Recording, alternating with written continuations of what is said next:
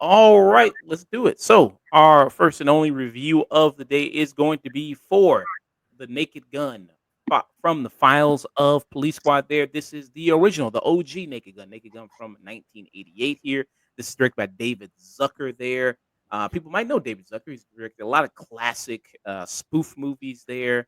People might know he directed one of my favorite movies of all time. He directed Airplane there, which is I absolutely love that movie there. It's on my letterbox for my 4 favorite films of all time there. And this is starring Leslie Nielsen there, who made this role incredibly iconic. Is playing Frank Lieutenant Frank Drebin there. The reason why we're doing this is because we are doing there was Naked Gun 2025 that just came out, starring Liam Neeson. I saw the movie. These other guys did not see the movie.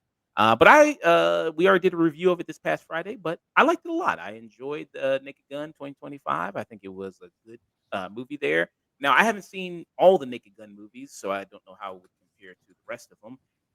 But I know Forrest is a Naked Gun expert there.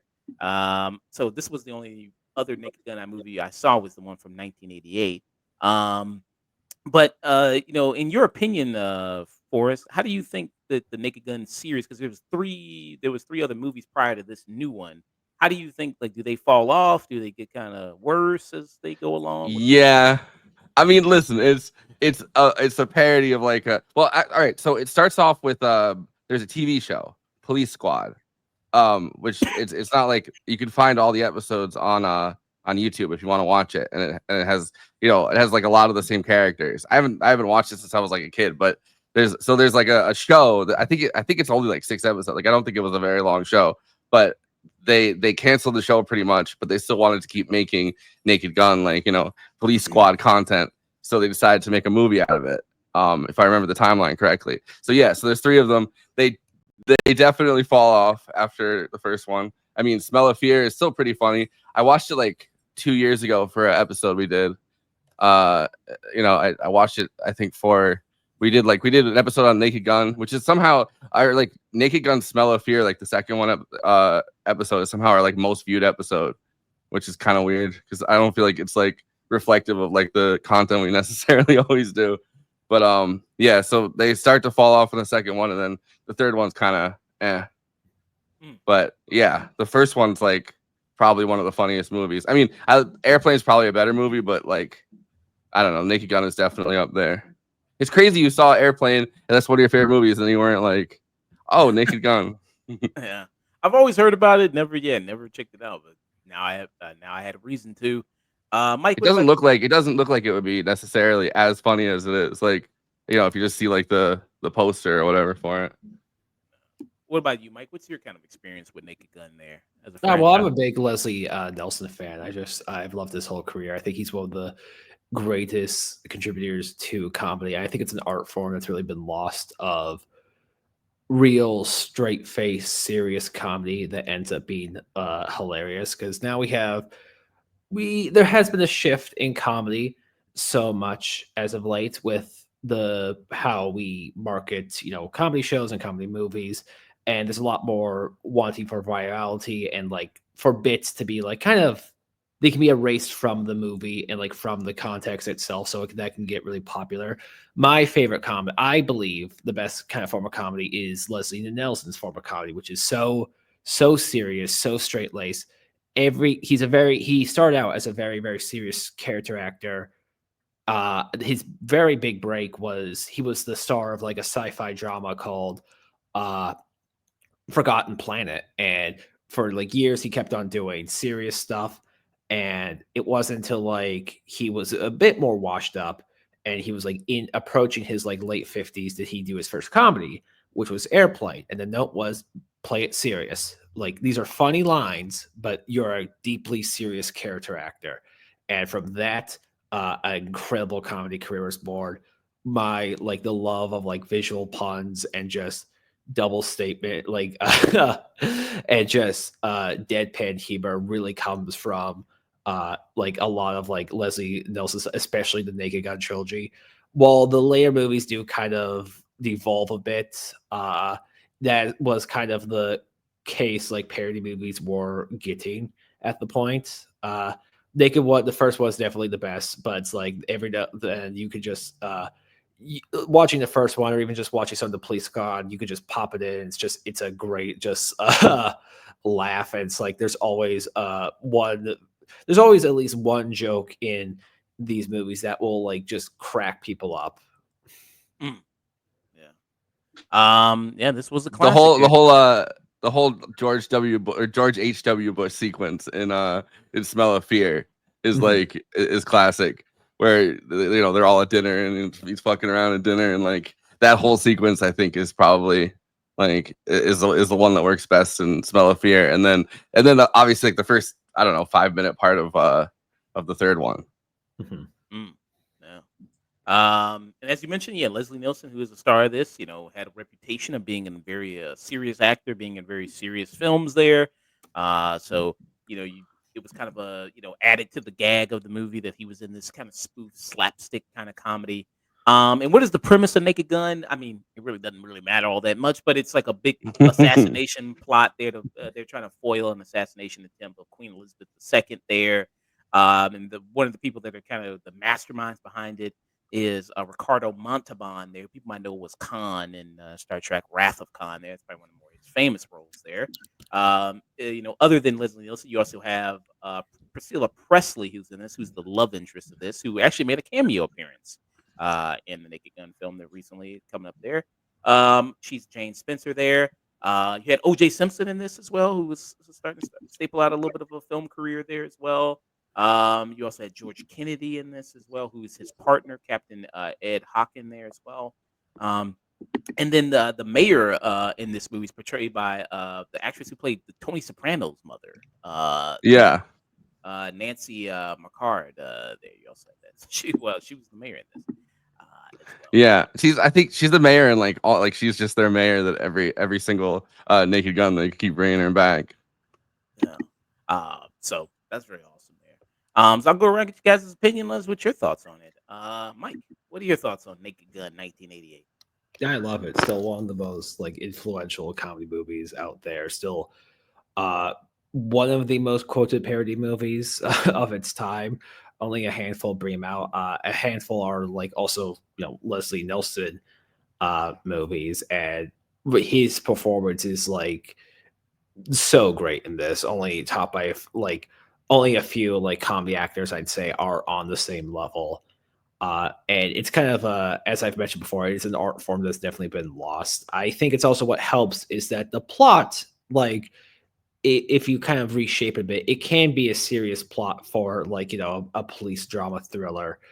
But uh, it's that's what makes it so funny that you have all this slapstick and comedy and like the villain's death with the whole steamroller coming out of nowhere and just how like straight laced all the characters are. And funny when you do watch uh Police Squad and this some of the jokes were recycled. One of my favorite jokes is actually from Police Squad of like, how'd you get in here? I'm a locksmith, and I'm a locksmith. Just like uh, but no, yeah, honestly, I still think Naked Gun really holds up, and it's still one of my favorite Leslie Nelson performances. Mm, nice. What about you there? Yeah, I mean, I love the Naked Gun. Like, I love the whole series, but I love the first one especially.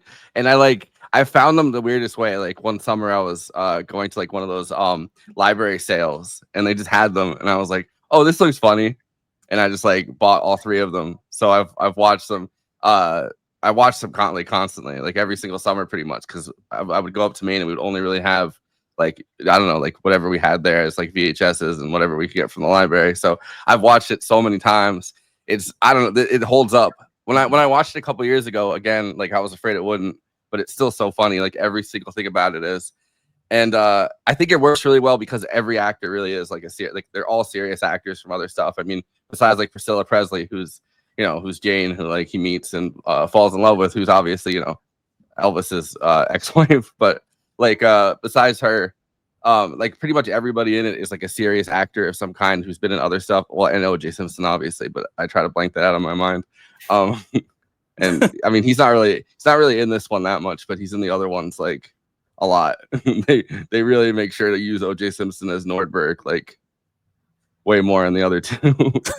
But yeah, I think so many bits in this work. And it really is like Leslie Nielsen's like deadpan delivery. Like I don't know, he could have walked I guess into the sunset. Like I mean, he was in Forbidden Planet, obviously. He was in Poseidon's Adventure. He was in like all of these like sci-fi movies at the time, like the really serious like 50s B movie sci-fi things where everyone's kind of overacting and like being kind of dramatic and it's like movies that like were supposed to be popular but they weren't necessarily like particularly well made, you know what I mean?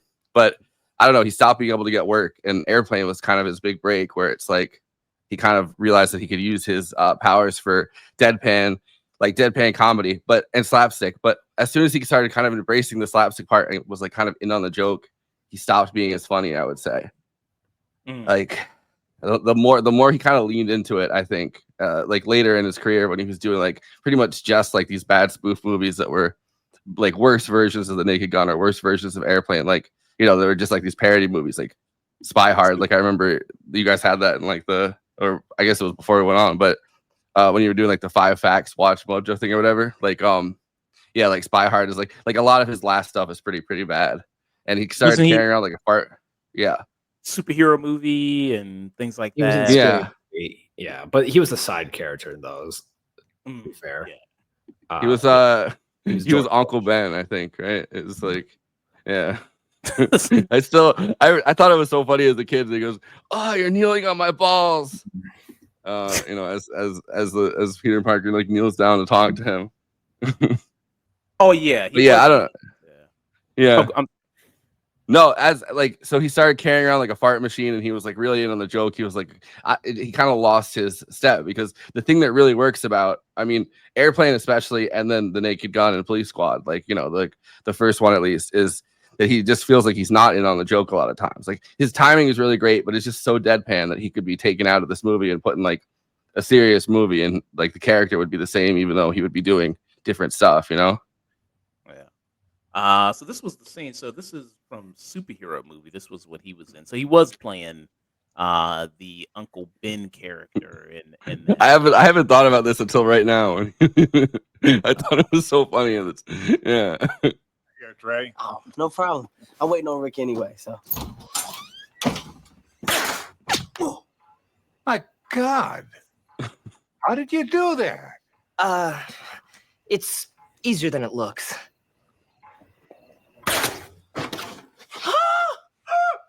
No, I don't think so. Why don't you tell me what's going on? All right, well, there is something. Okay, but you have to keep it a secret. I think I have superpowers. I find that hard to believe. All right. How about this? Go ahead and throw as many punches as you want. I bet you $100 you don't land one. Easy money. See, he's too in on the joke at that point. Yeah, like that's what doesn't. He's like doing a voice and stuff. Like that's what doesn't. I mean, also the writing's terrible, but like just I don't know. I feel like he lost his. He got kind of out of step. It's weird seeing Drake Bell hanging out with Kevin Hart also. What? Because they're kind of the same height, or that, or yeah, I mean, there's that. I don't know. I just feel like they're from two different places in my head. I don't know. Mike, I know you look pretty disgusted at that superhero movie clip there. It's fine. Yeah, but I do remember there was also a bit. This clip went viral ago, and I think it kind of like it echoes an opinion I've long had, or it might just be comedy is super subjective, and like a lot of the comedies I watch were very kind of like classic like Mel Brooks, like Gene Simmons, and like a lot more like the thing that like Taxi and like shows that like had more like a stage presence. And I was thinking of Bryan Cranston. There's a clip of him on Hot Ones that he's talking about when you're doing a scene compared to something like SNL, which is a comedy show. The fun of SNL is that it's a live show and the audience is in on the joke because you're all laughing. You're having fun with it. However, someone during a comedy scene in like a TV show can't act like it's funny for a minute because then that kind of like ruins the joke to a degree. And I think that's kind of my issue I have of a lot of kind of current sitcoms. Mm. I'm not saying they're bad, but I think when it comes to kind of also the rise of dramedies, everything's a bit more all relatable kind of comedy. And so it's that thing of it's like, oh, we know this is funny and we know this actor is funny and we know this actor is funny. So it's like it's not breaking the fourth wall. I call it I won't even call it meta. I would say here's a new term I'm making up for it. It's called leaning on the fourth wall. It's like you're there, but you're not really acknowledging it, even though we know you're addressing it to a degree. Mm. Did you trademark that? Copyright that? Yeah, it's a TM sign, child. Yeah. I feel like I could picture exactly what you're talking about because every time they bring on like a guest on a show like that, right? Like it's like, oh, the guest has to like make like this big appearance where it's like everybody knows who this is. Yeah. And it's like yeah. Yeah, the great like sitcom actors of the day of like your Danny DeVito's, your Kelsey Grammers, your like I'm trying to think of Bryan Cranston again. Like all of them were just they have an incredible. It's just they would work so well both as a serious actor as well as comedy, and that's why it's fun to see how far you can push these characters. The reason why Bryan Cranston is so funny as Hal is because like he takes his life so seriously and he's put in the wackiest scenarios possible. I think when you compare that to a lot of kind of current dramedies of like Ghost or some Michael Schur stuff, it's cute. It's like likable. The characters are fun, but I think it's more so. It's like this might sound a bit like mean, but it feels like it's almost written to be like more characters are more in a box of like stereotypical of like characters being iconic or like to have like a meme reference for them, or it's just like you're gonna make the character like I like clips of Brooklyn Nine-Nine. I cannot watch the full show myself because Okay. that kind of wrecks. It's like, okay, I know that joke. I know that, like, I know where it's coming from. That's why the funniest character to me in Brooklyn Nine-Nine is Captain Holt because that guy is so serious. He's so straightforward. He's so this is life and death to him, and it means the world to him. And you compare that to like a character like Gina, who's like it's like Yeah. actors who are like it's like the millennial Jim face of Yeah. of like comedy. You can tell this episode, okay, boomer. It's just like me being mad about current comedy. But By the way, I thought it was all the meth that was making Bryan Cranston funny, but yeah, yes. Yeah. No, I agree with that. I think Colt is like the funniest character in Brooklyn Nine-Nine. It's also like he's the only character that's really allowed to do anything like unexpected, right? Like you really don't know where that character is going because there's always like they could always introduce like, oh, he likes classical music, or like it's always like he's has these weird outside interests that they can kind of add to the story that you don't expect. And and one thing, great thing about with this new Naked Gun, which I didn't know was also the same thing with the original one, that's PG-13. So you're able to be this funny with being PG-13. You don't have to be extremely raunchy there. Oh, good. no. I said I was agreeing with you. Sorry. Oh, okay. Yeah, you got that kind of going on. And then, modern day comedy, there's always people who have opinions on that and opinions on modern day comedians and what's going on with that. I thought about, is this the funniest movie of the year, Naked Gun? I did like Friendship. I did like that movie that came out earlier in the year. That is also my humor, but it's just the Tim Robinson's absurdism because Tim Robinson, it's like him and like his Detroiters or I Think You Should Leave, is that his characters are like they're relatable, like they get sympathy from from the story itself, but the situation it's so close to being unfunny that it becomes fucking hilarious. Where it just keeps on going a bit forward. It just keeps on going a bit forward. You kind of like you feel a bit bad for the character to a degree, and you feel like kind of the level of sympathy, and just but also the character's just refusal to not like move their feet. Uh, like there's a level of humanity with all these characters. I think it was Taika Waititi. It was him or the other showrunner for Our Flag Means Death, and one of them said, I don't want to dehumanize any of my characters when I'm writing them. Like the joke isn't gonna just be like slapping them, because that's another important thing. If like when you just have a punchy bag character, that can get old kind of quickly. Uh, Also, if it's like sometimes it's like a character has like a karmic like comeuppance with it, but so much of like the punchy bag characters will eventually get burnt out. I think this is a I haven't watched the show in quite some time, but I do know this is like a big criticism of like the later seasons of Rick and Morty with like Jerry, where it's like it's almost like, okay, we get it. We get it. This is pathetic. Let's move on.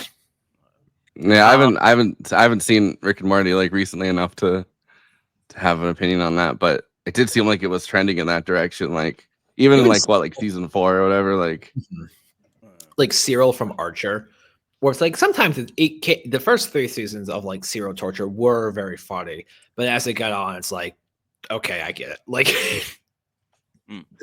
and I will say, I don't know if it's retrospect, but like just to tie it back to the Naked Gun, using OJ Simpson pretty much as a punching bag exclusively throughout this entire movie works, I think, just because of that we know what happened to Do you think, I know you haven't seen it, but do you think at all, like maybe due to the positive reception of this new Naked Gun movie, that maybe we're going to get back into spoof movies? Maybe a little. I think so. I have heard like more studios talk about like, oh yeah, now that they're a bit more popular again, let's do this. I am worried they are going to miss the point, because this happened with like the original Naked Gun. The Naked Gun was so popular, so was Airplane, and then all these other like parody movies came out, and it's just like the worst movies you've ever seen. We talked about this like on our after party the other day, because I was talking about like I think it might have been right before Josh asked me to come on here, but we were talking about like going to see the Naked Gun, and I got reminded of like Epic Movie or whatever, like that kind of movie where it's like everybody in it is everybody in it's funny, but it's like no, the writing is not, and it feels like I do wonder, like I've always wondered if some of those movies were money laundering projects, like Freeberg and Seltzer and all those people, where it's just a bunch of pop culture references. And it's just like there's no direct parody. It's just like absurd, or like a lot of also gross out stuff where it's just kind of to the main limit. It's another thing of like they parodied pretty much anything, like everything that came out that year. It's just too much. Yeah, another thing is just like parody doesn't necessarily mean it has to be a comedy. Like there are parodies out there that are serious or critiques, or just it's like, just being a parody in itself isn't going to like lean towards comedy. I know Marlon Wayans does have Scary Movie 5 that's coming out. So he's already announced that. Yeah. So that's a spoof movie. I don't know, it's supposed to be coming out next year, or I think it was in production around the same time the new Naked Gun was. So okay. Just kind of an interesting coincidence.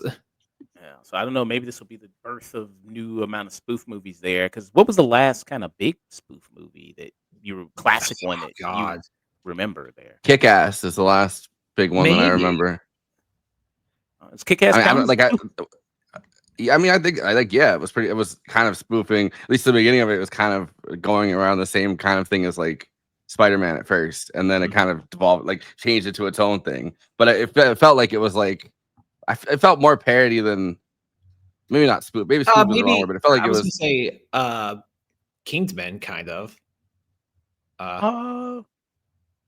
Wouldn't that would be more of an homage, maybe? Maybe.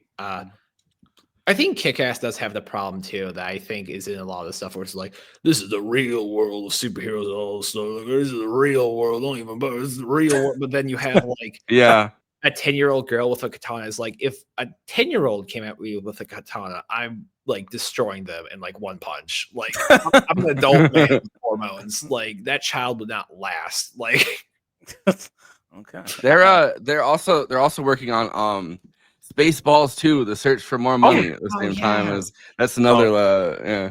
spoof movie. Oh yeah, they got that But- one coming out. Okay, so Yeah. maybe we can see in a return. I don't know. Maybe. Yeah, it's a more delicate balance, I think, and there's a lot more.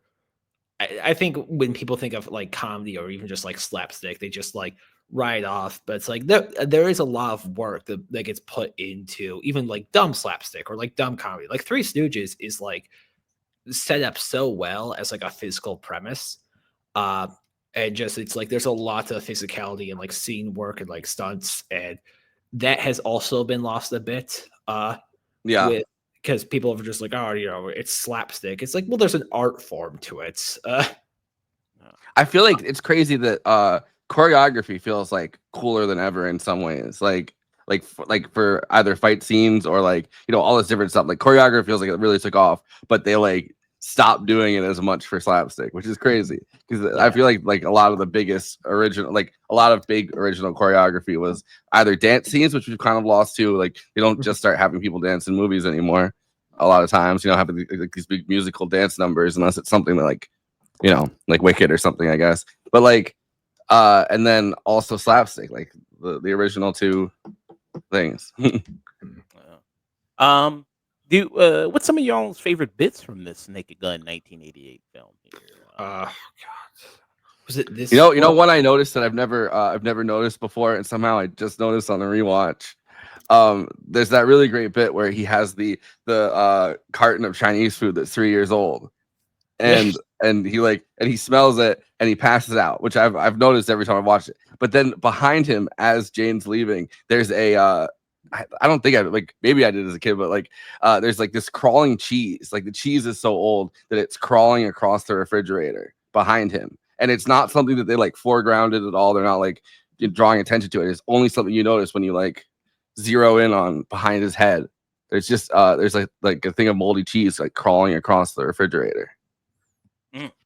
I did not notice that. I'll go back and watch that for that. I mean, let me see if I can find a picture. Or if you can send me the clip of it, I'll play it. What about you, Mike? There's so many funny bits. I think a lot of them are the physical bits that get me a lot. Like when the woman throws like the pillow on his face. I do also love like there's nothing to see here, folks. Just go back. It's all good. Well, it's just the biggest explosion it's behind me. It's behind me right now. Yeah. Oh wow. See, Leslie Nielsen's behind me right now. Yeah. Oh, that's pretty nice. Yeah. Actually, I can play that clip right there, and we can see, because that's probably one of the more classic scenes from the movie, classic lines from it. Yeah, well, it's one of those classic ones that like there's like a few big there's like a few big things I feel like the boomers really love. Like boomers really loves putting gifts of like there's like boomers really love the like like the one the one thing that's like that is the stupidest thing I've ever heard, and he's like, but they also really like there's nothing to see here, whatever. Like the government does something and fucks up on like Twitter, you can see like boomers being like nothing to see here.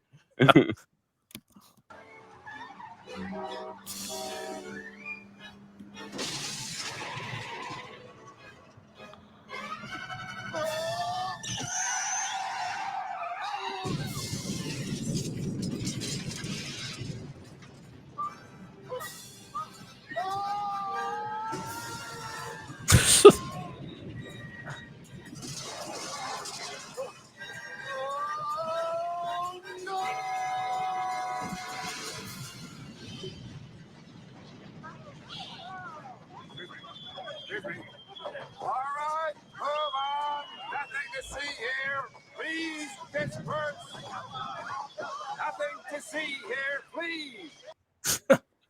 I love the entire lead up to that too, because he gets in the car and it's like it's the girl that's getting her driving, she's taking driving lessons. So the entire time there's like this old British guy in the car that's like talking to her, and he's like, okay, now step on the brake and put, and he's like giving her instructions the whole time, and then by the end of it, when she finally crashes, she's like, okay, step on it, and she run, and that's when like the guy gets onto the rocket and the whole thing explodes. Yeah, she's taking a driver's exam there, and I mean that's Yeah. great lead up to it. It was really funny. I like this scene a lot. The bribery scene, I think, is also really great there. Oh yeah, I cracked the fuck up. That's another. That's a bit that they took from Police Squad, or yeah, the original one. I'm pretty sure, like the TV show. They Let's did play that like whole time. a little bit of this. Oh, I remember you, Drebin.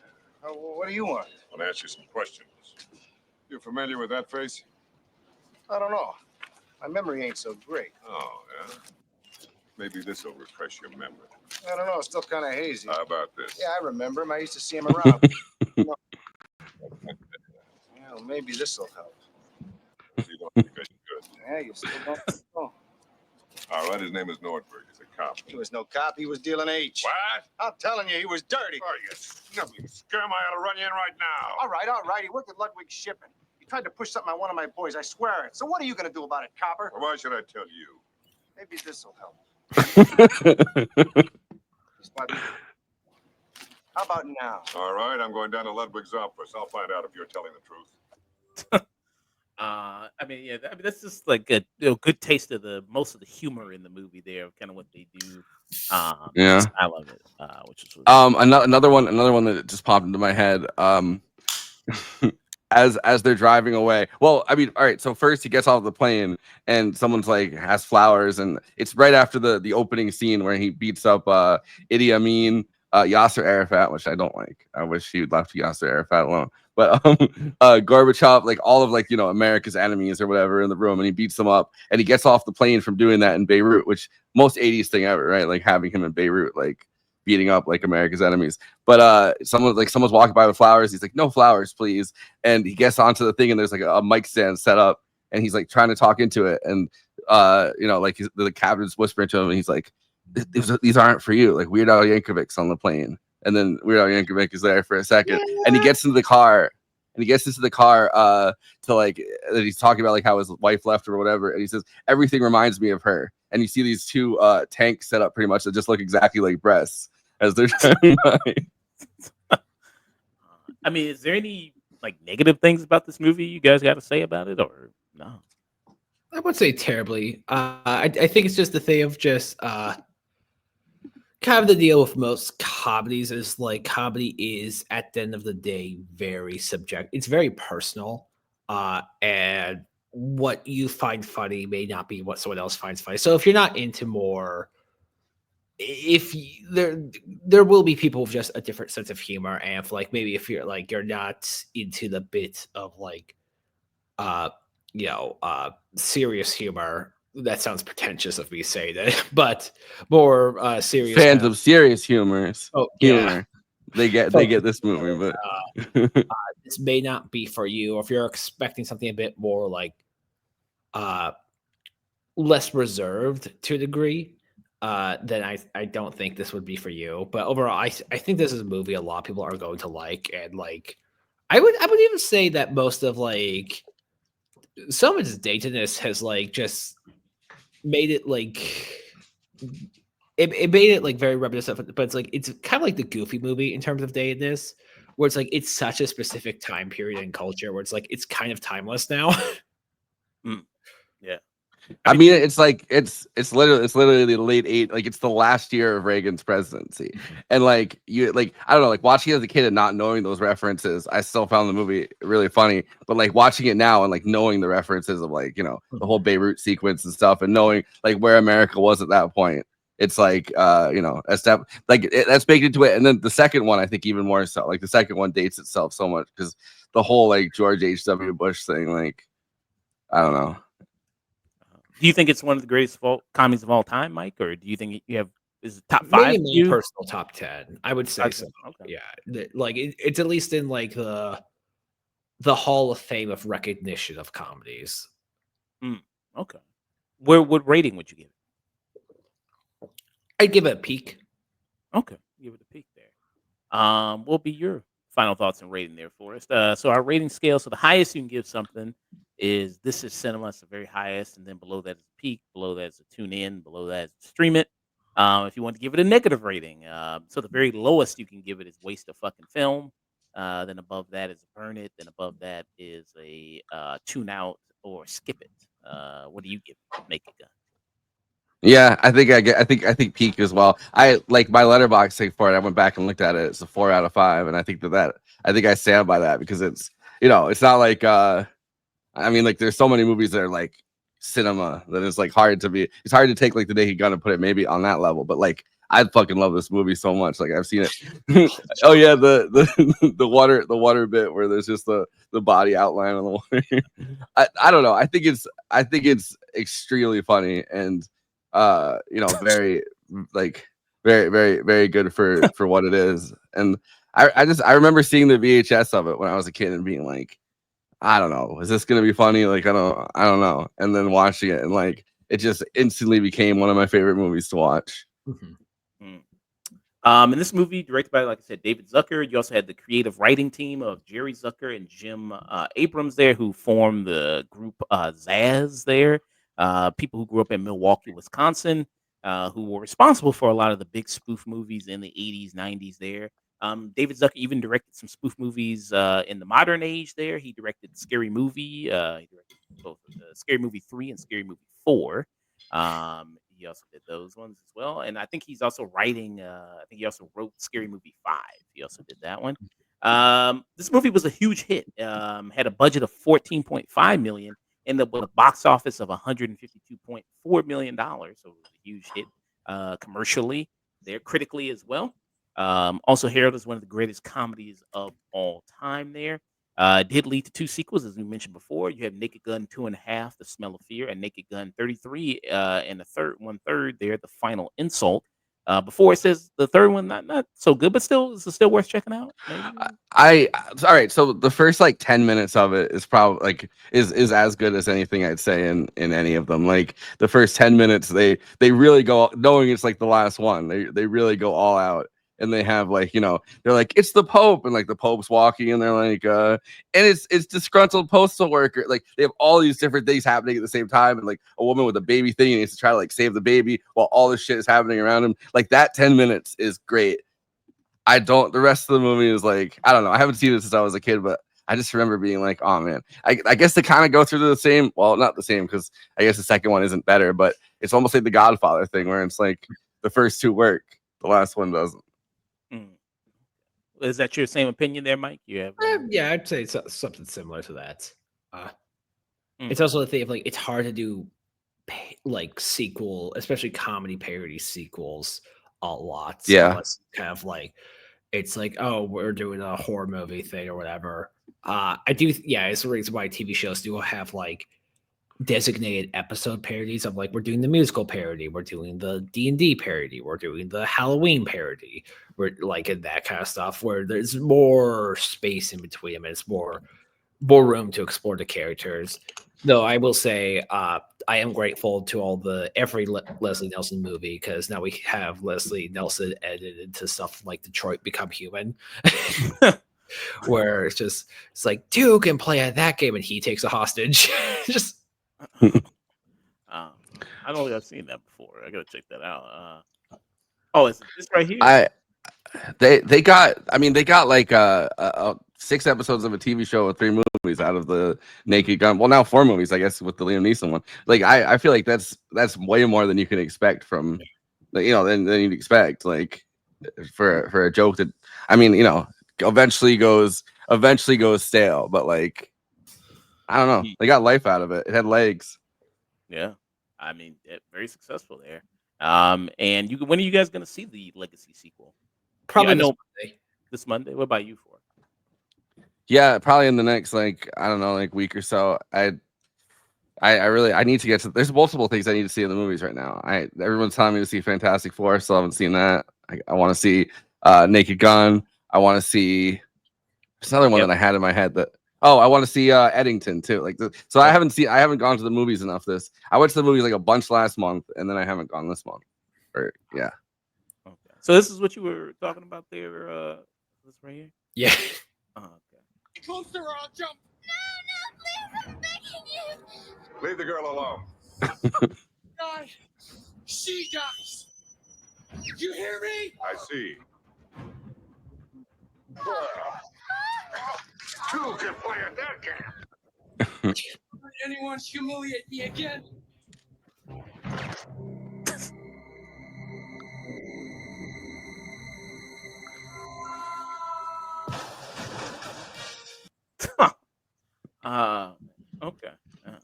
funny there. I heard the new movie though doesn't have. I was disappointed to learn this today on Twitter. It doesn't have the recurring gag with the police car just going through random places. Is that? No, they do that. They do that Oh, they do that. Then, at the end. Yeah, oh, Twitter lied to me then. yeah. I want to say I remember them doing that at the end of the movie. Yeah. Are you telling me that I found misinformation on Twitter? That's never happened to me before. Yeah, I mean, I think I remember them doing that. I was just disappointed the movie didn't have bloopers. I feel like it's a perfect movie with bloopers. But yeah, I remember them doing the car gag where it goes all over the street and people's. It's Yeah, it's crazy that Liam Neeson found love on the set of Nicky Gunn. yeah. I mean, hey, shout out to him and Pamela Anderson. Congrats to them. Cute couple there. So peak from Mike, peak from Forrest. I give it a peak as well. I really enjoyed this Naked Gun movie. My first time seeing it ever. I'll go back and watch the sequels there. I saw it I on gotta watch.